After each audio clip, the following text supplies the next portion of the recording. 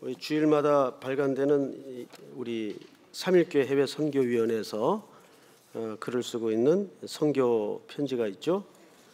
오늘 그 내용을 쭉 살펴보니까 매번 이 글을 거의 읽는 편인데, 읽을 때마다 어쩌면 이 지구촌 곳곳에 이렇게 많은 공고함과 어려움과 환란이 끊이질 않을까. 그것도 무슨 단순한 환란이 아니고 아주 심각한 목숨이 걸린 그런 환란 속에 있는 지구촌의 사람들이 너무너무 많다라는 생각을 가집니다. 몇 가지 리포트를 보니까 지금 중국의 기독교 인구가 한 1억 명 정도 되는데, 1억. 그런데 이들은 관제 기독교인들이 아니고 지하의 실제 기독교인들입니다. 그러면서 그 박해 정도가 지금 도를 넘어서서 이들이 굉장히 압박을 받고 있는 상황입니다. 중국은 땅덩어리도 넓지만 지금 G2로 불리울 만큼 미국과 유일하게 맞상대할 수 있는 굉장히 큰 나라가 되어 있죠. 또 우리나라와도 지금 여러 가지 현안 문제가 얽혀 있습니다. 얼마 전 심양이라는 데를 방문했더니 한국인에 대한 대접이 여기서 듣는 것보다 더 심각한 상태입니다. 아예 한국인 카드 받지 않고 출입까지 통제하는 그런 아주 살벌한 현장을 목격하고 오면서 우리가 이 중국 선교에 대해서 조금 더 진지한 전략이 필요하겠구나 하는 생각을 가졌습니다. 그리고 두 번째는 여기 보니까 케냐가 지금 의사분들이 그 파업을 일으켰어요. 전국의 의사들이. 안 그래도 의료시설이 열악한 나라인데 그 열악한 의료시설 혜택조차 받지 못하니까 수많은 사람들이 고통을 겪고 있습니다. 이제 그 얘기를 하려고 그러는 게 아니고, 그 옆에 탄자니아 대통령이 이런 성명을 발표했습니다. 케냐의 고통은 탄자니아의 고통입니다. 케냐의 고통은 탄자니아의 고통입니다. 해서 탄자니아도 그렇게 넉넉한 나라는 아닐 텐데 의료진 500명을 다른 물자와 함께 긴급 파견하고 또 보내는 그런 결단을 정부 측에서 내렸다고 합니다. 이것은 뭐 단지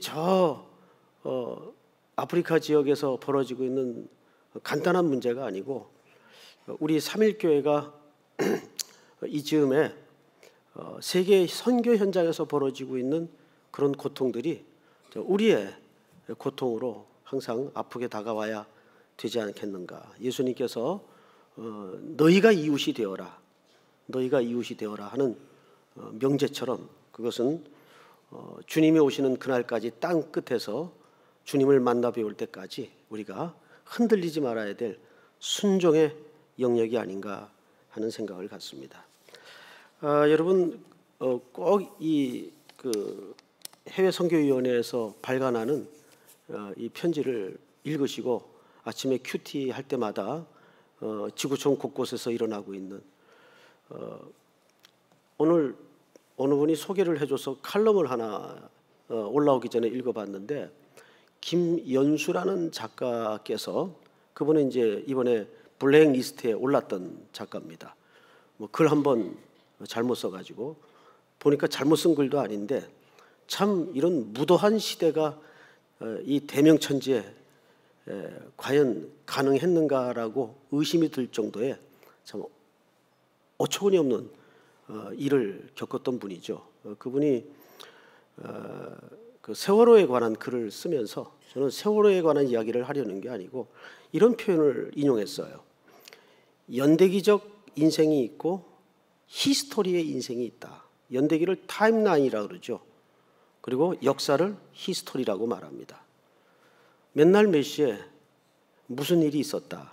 또 맨날 몇 시에 이런 일이 있었다. 이거는 말 그대로 타임라인이에요. 연대기를 기술하는 거예요. 그런데 그것이 의미가 부여되고 기도로 연결되면 이게 뭐가 될까요? 하나님의 히스토리, 그분의 이야기가 됩니다. 달라요. 우리는 그 타임라인의 인생이 아니라 히스토리, 다시 말해서 하나님의 역사를 위해서 부름받고 이 땅에 존재하는 인생들입니다. 이 땅에 벌어지고 있는 소식, 뉴스를 우리는 단순한 정보 차원에서 접근하면 안 되고, 이건 내가 정말 기도해야 될 문제 같다. 이거는 내가 동참해야 될 문제 같다. 이것은 내가 함께 해야 될 문제 같다. 거기에 우리는 기독교적인 세계관을 가지고 접근을 해야 됩니다.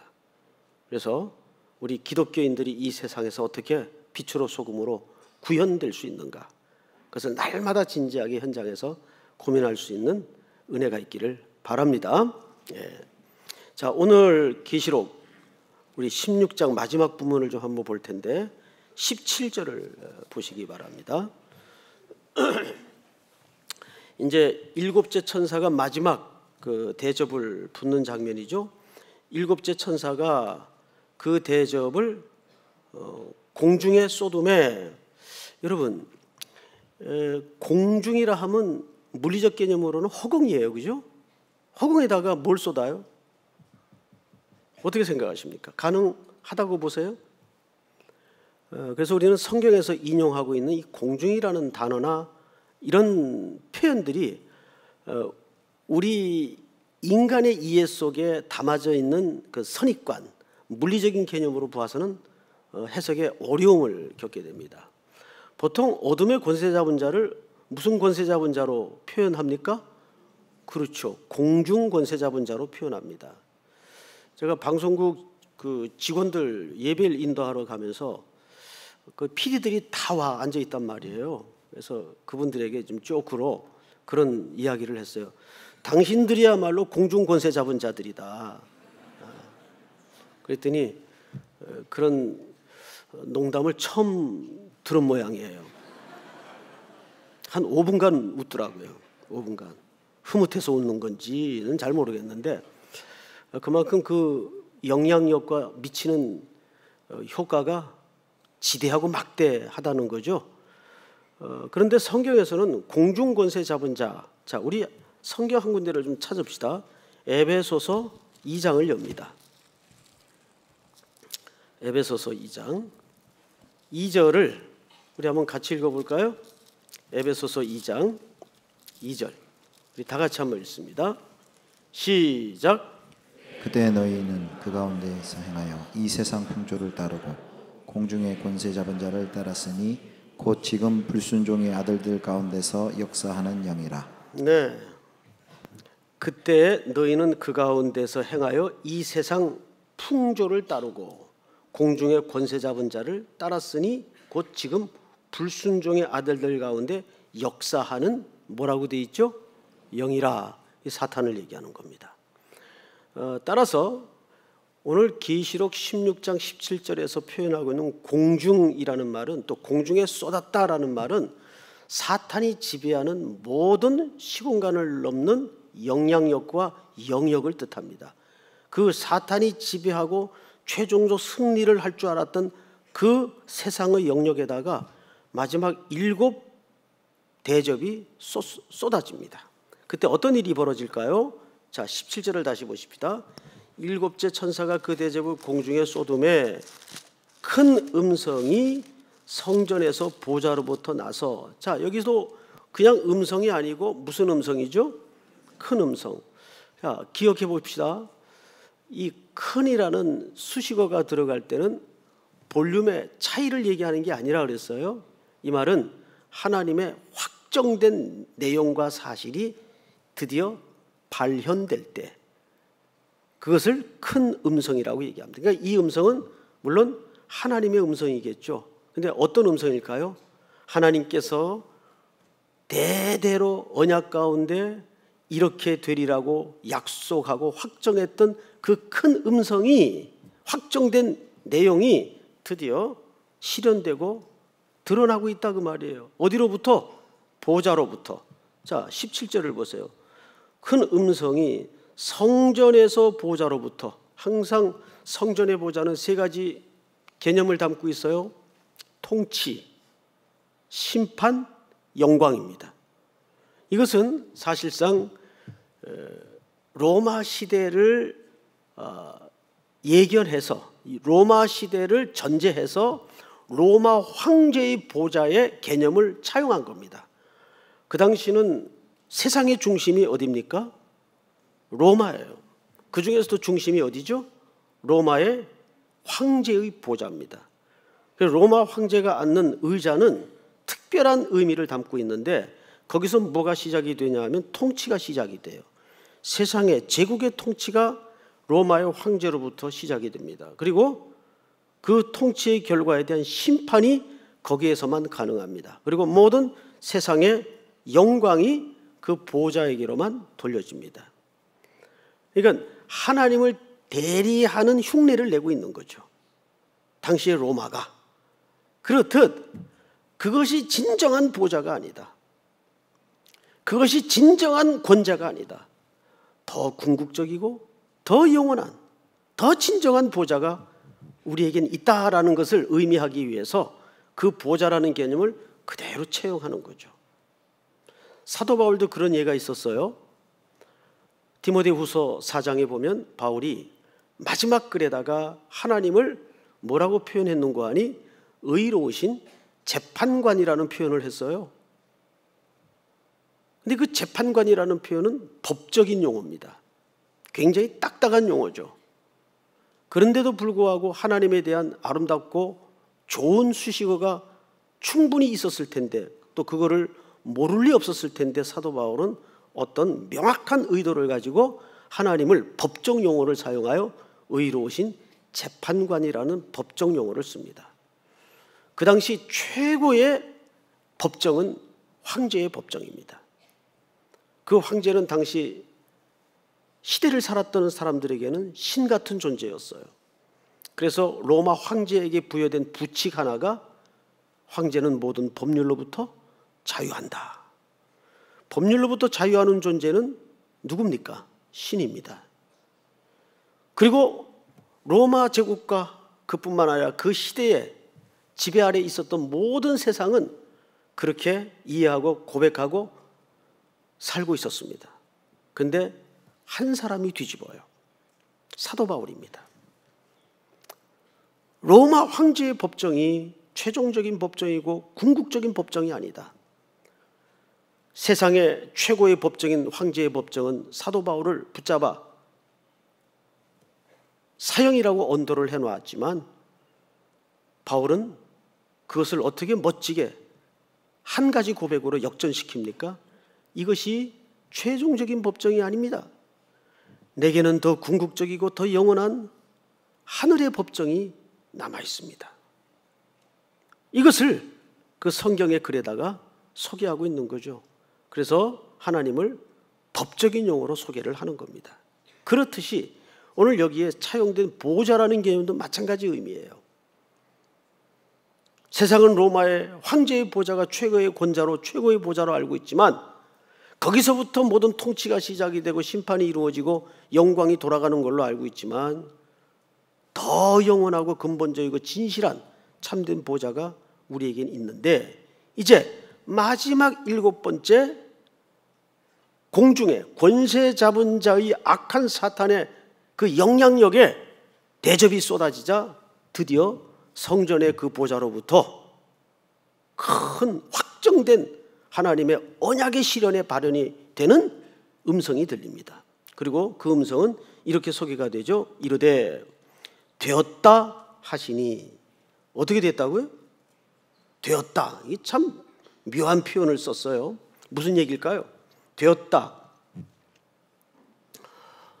이 말은 예수님께서 십자가에 달려 돌아가실 때 마지막 마디의 말과 동일한 고백입니다. 예수님이 뭐라고 그러셨죠? 다 이루었다. 다 이루었다. 되었다라는 말과 같은 같은 표현입니다. 자, 그러면 예수님께서 다 이루었다라는 말의 의미를 먼저 우리가 찾아볼 필요가 있어요. 그거는 사복음서에 눈이 강조되고 설명된 것처럼 따로 확인할 필요 없이 그 말은 지불된 사실을 얘기합니다. 헬라 시대에 상인들이 거래를 하면서 어떤 물건을 거래할 때 그 물건에 대한 값이 지불된 것을 얘기합니다.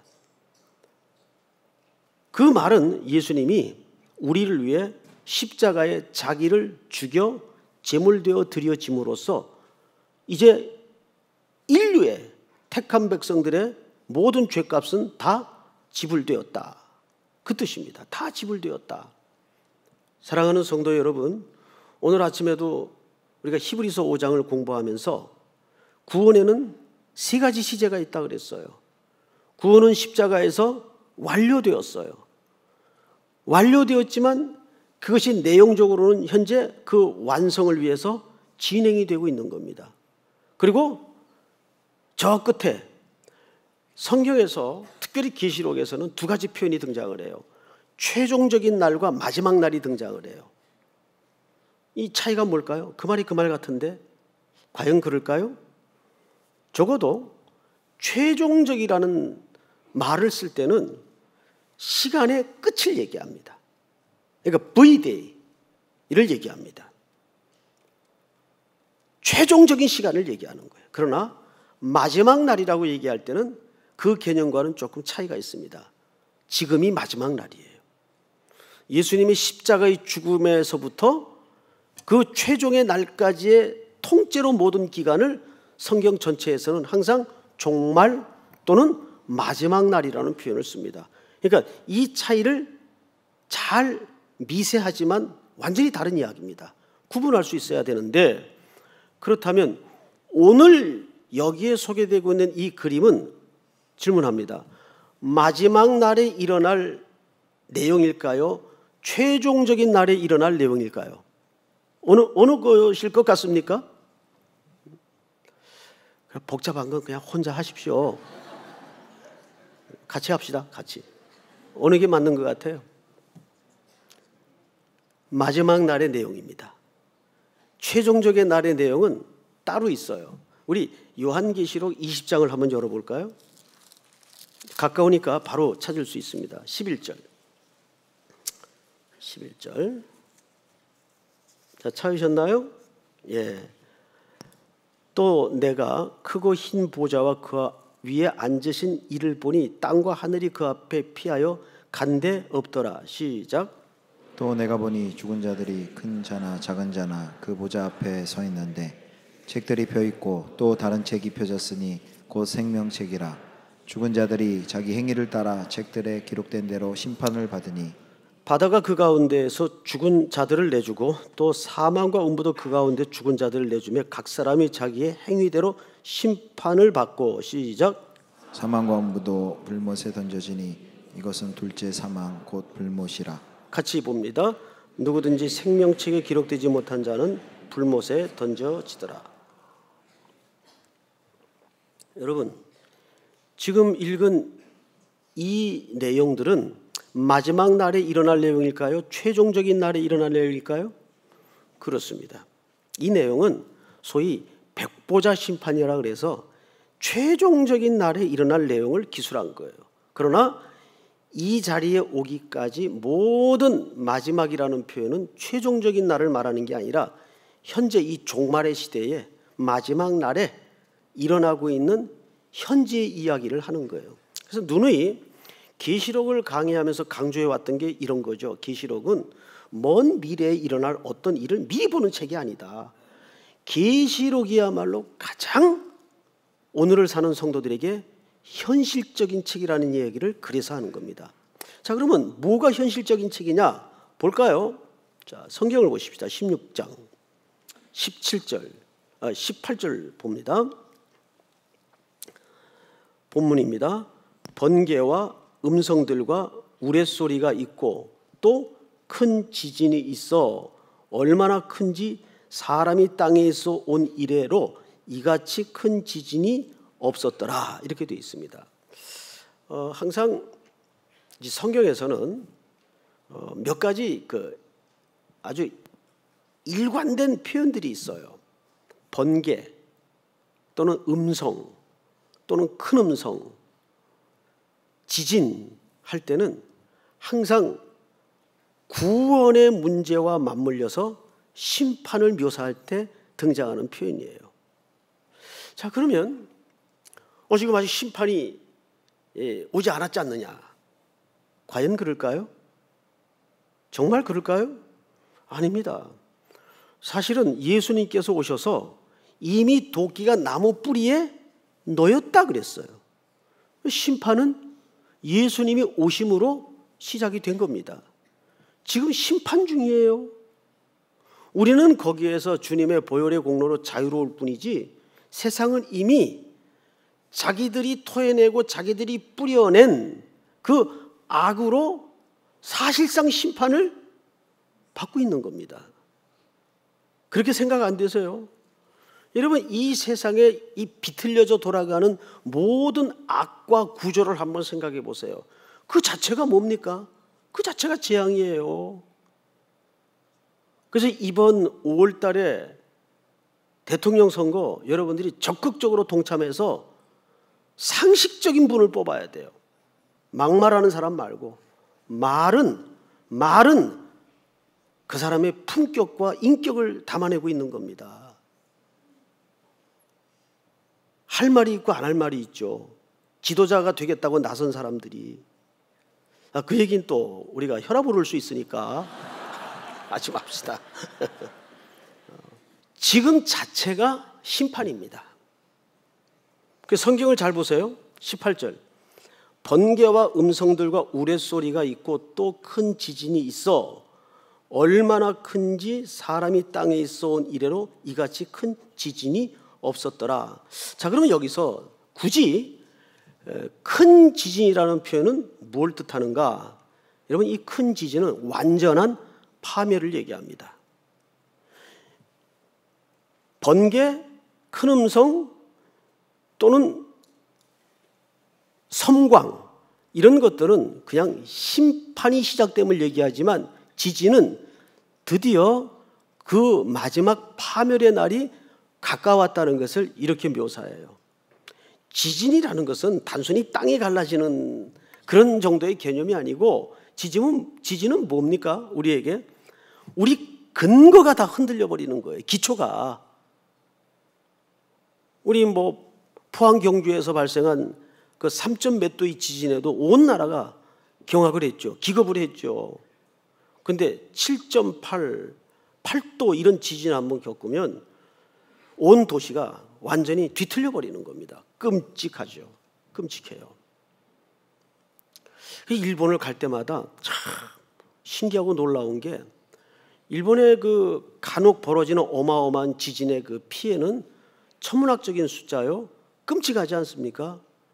그런데도 그분들은 기가 막히게 그걸 또 복구해내고 일궈내요. 그래서 일본 분들의 그 얼굴 속에는 말로는 잘 설명이 안 되는 이 그늘이 있어요. 그 지진에 대한 항상 그 두려움, 공포가 있는 것을 얼굴에서 봅니다. 지난번 그 동경 대지진을 났을 때에도 갑자기 교회로 일본 국민들이 짧은 시간이긴 하지만은 모여드는 아주 특별한 현상이 있었다는 보고를 선교사들을 통해서 많이 들었습니다. 역시 사람은 연약한 존재인지를 할 수 없어요. 그러니까 하나님께서 이렇게 지진으로 우리에게 사인을 줄 때는 딴 거 없어요. 이 세상에는 우리가 안전히 거할 도성과 거처가 아니라는 커다란 시대의 메시지예요. 우리가 지진을 겪을 때에도 언젠가 한번 그런 말씀을 드렸죠. 지진 나면 어떻게 해야 됩니까? 뭘 어떻게 빨리 뛰어나가야죠. 여러분 살고 있는 집이 매일 조금씩 흔들 한다고 한번 가정을 해보세요. 계속 고쳐서 쓸 마음이 있을까요? 이사갈 마음밖에 없을까요? 이사가야죠. 아우, 이 집은 이 땅은 큰일 나겠다. 여긴 내가 살 집이 아니다. 그걸 새기고 각인하고 새기고 각인하는 겁니다. 그래서 하나님은 이 땅에 절망스러운 장면들을 우리에게 때로는 문득 섬뜩하게 보여주세요. 그런데 거기에는 그 역사를 초월한 하나님의 신적인 계시와 메시지가 있다고 보여지는 거죠. 여기에는 여러분들이 영원히 거주할 도성이 아닙니다. 이거를 그런 심판의 모드를 통해서 우리에게 잊지 않도록 보여주시는 거예요. 자, 19절을 볼까요? 큰 성이 세 갈래로 갈라지고 만국의 성들도 무너지니 큰 성 바벨론이 하나님 앞에 기어가신 바 되어 그의 맹렬한 진노의 포도주 잔을 받으매. 자, 이 부분 이제 해석을 좀 하고 넘어가야 되겠습니다. 여기 큰 성이 바벨론 성을 얘기하는데 몇 갈래로 갈라집니까? 세 갈래로 갈라져요. 어디로 갈라졌을 것 같아요? 이것은 완전한 파멸을 세 갈래로 갈라졌다고, 우리 보통 완전히 부서진 걸 산산조각이 났다는 수식어를 쓰기도 하죠. 그렇듯이 세 갈래로 갈라졌다는 말은 하나님이 심판을 했는데 완전한 멸망을 세 갈래로 갈라졌다고 묘사를 하는 겁니다. 자, 그런데 그 다음 보실까요? 만국의 성들도 무너지니, 만국의 성은 또 어떤 성을 얘기할까요? 이것도 역사적으로 찾을 일이 아니고 여러 나라를 그냥 얘기하는 거예요. 편하게 이해해서 여러 나라. 그 다음에 보십시다. 무너지니 큰 성 바벨론이 하나님 앞에 기어가신 바 되어 그의 맹렬한 진노의 포도주 잔을 받으며, 자, 여기 알듯 모를 듯한 엉킨 표현 하나가 눈에 띕니다. 큰 성 바벨론이 하나님 앞에 기억하신 바 되었대요. 무슨 기억일까요? 이것은 악한 행위에 대한 기억을 얘기합니다.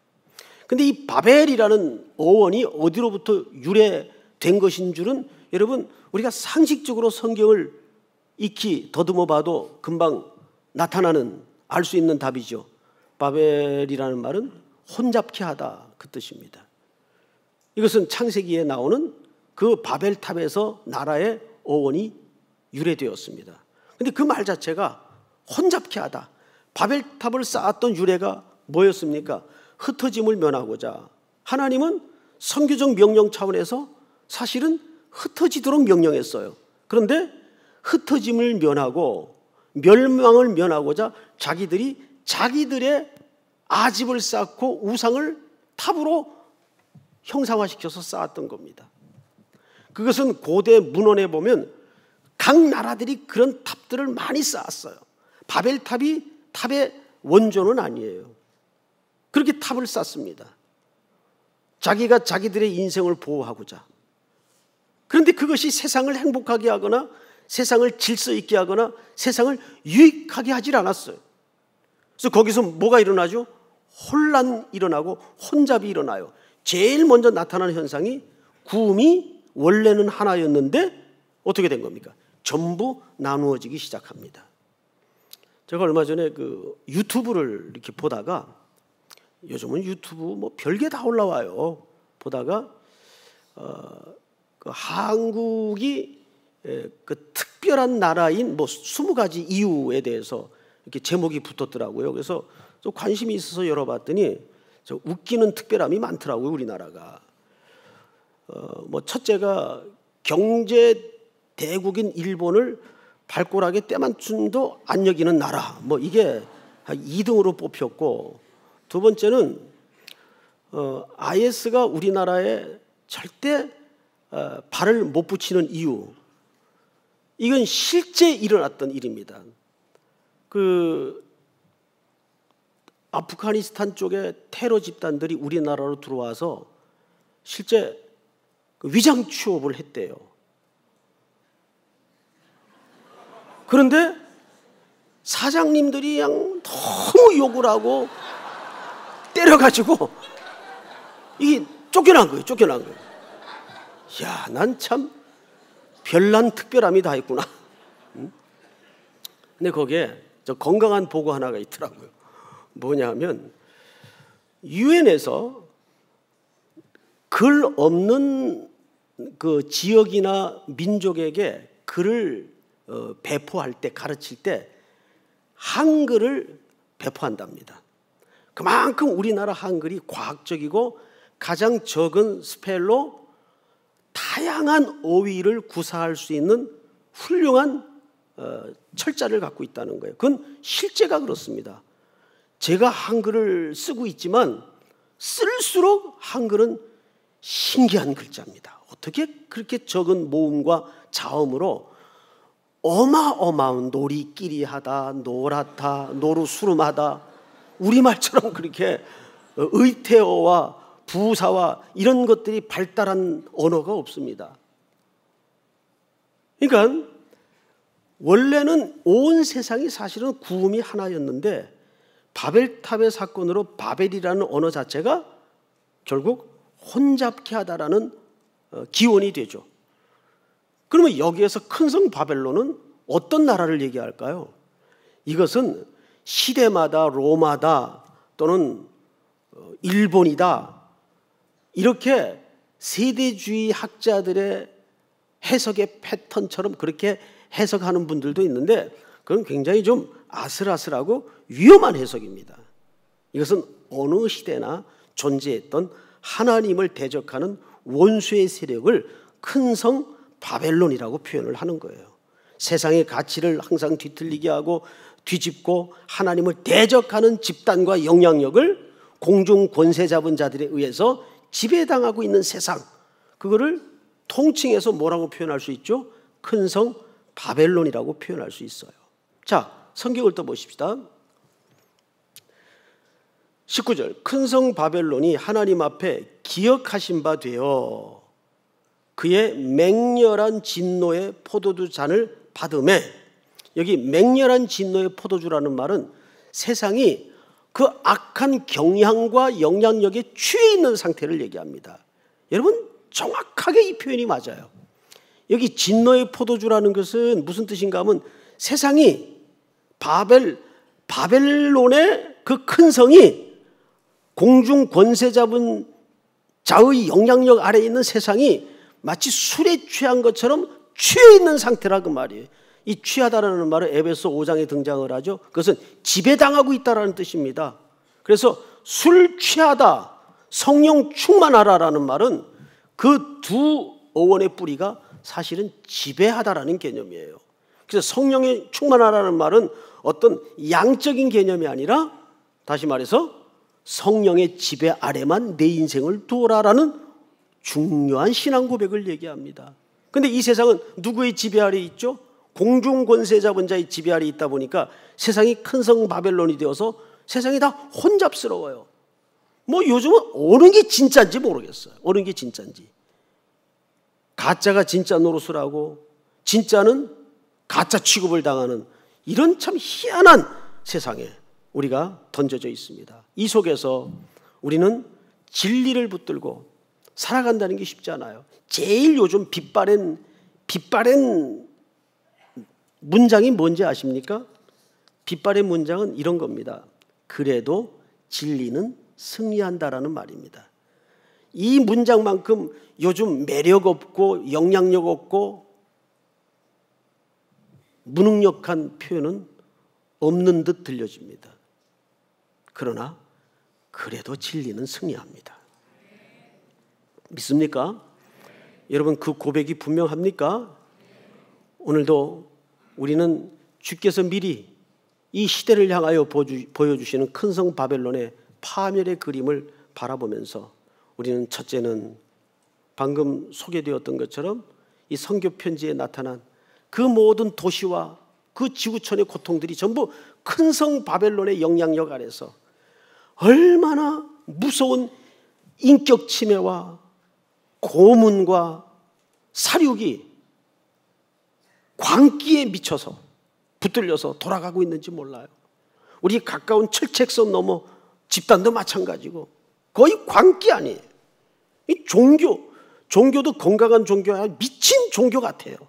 세상의 지금 상황이 저 이슬람 쪽도 그렇고 거기에 수많은 여성들이 개 돼지보다 못한 비인격적 대우를 받아가면서 사람 목숨값이 저 길거리에 쓰레기 더미만도 못한 목숨값이 되어서 팔려다니고 고문당하고 목잘림을 받고 이런 끔찍한 보고를 들으면서 과연 우리만 편안한 자리에서 안락함을 누리며 있다고 하나님이 복 주신 민족이라고 자위할 수 있는 문제인가? 라는 생각을 하면서 그 탄자니아 대통령의 그 성명처럼 케냐의 고통은 탄자니아의 고통입니다. 그거를 빗대자면 이 지구촌 곳곳에 그 광기에 붙잡히고 큰 성 바벨론의 신음 아래 공중 권세 잡은 자들의 손아귀에 묶여있는 그들의 고통은 바로 오늘 우리 3.1 청년들의 고통이고 성도들의 고통임을 기억해서 항상 이 지구촌의 슬픔과 고통과 눈물을 기억하는 또 한 주간이 되기를 주님의 이름으로 축복합니다. 우리 다 일어나십시다. 나의 백성이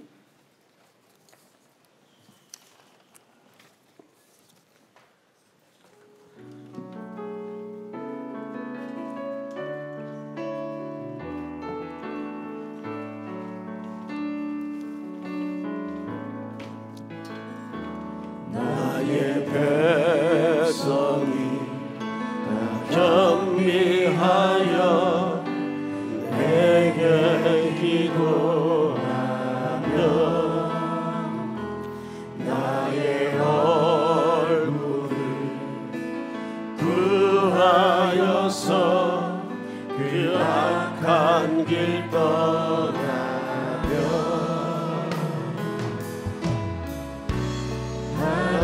하늘에서 듣고 죄를 사하여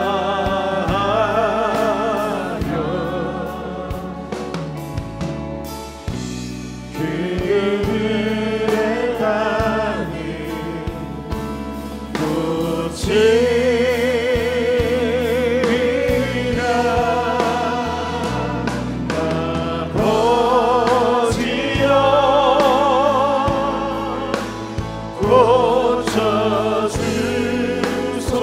아버지여 고쳐주소서 기나라 주의 곁에 하소서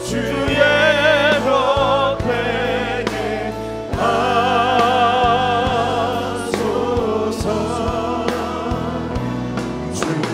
하나님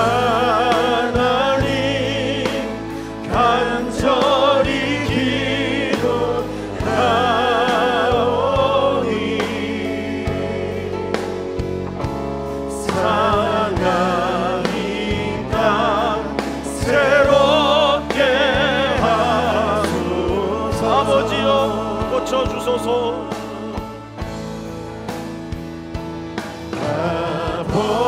아버지여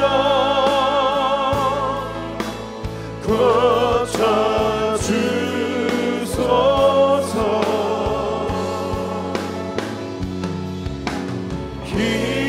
기나라 주의 곁에 하소서 주 하나님 간절히 기도하오니 상한 이 땅 새롭게 하소서 상한 이 땅 새롭게 하소서 무릎 꿇고 다 겸비하여 주께 기도하리 무릎 꿇고 다 겸비하여 주께 기도하리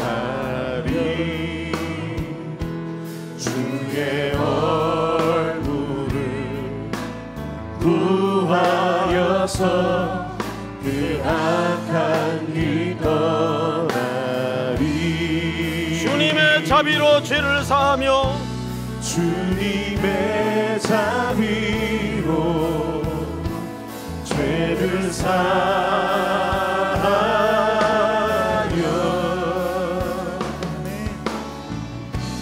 주님의 자비로 임하소서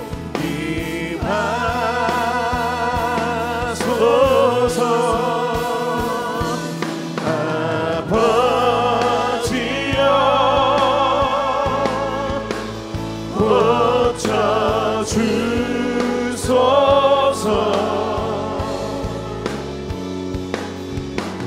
이 나라 주의 것 되게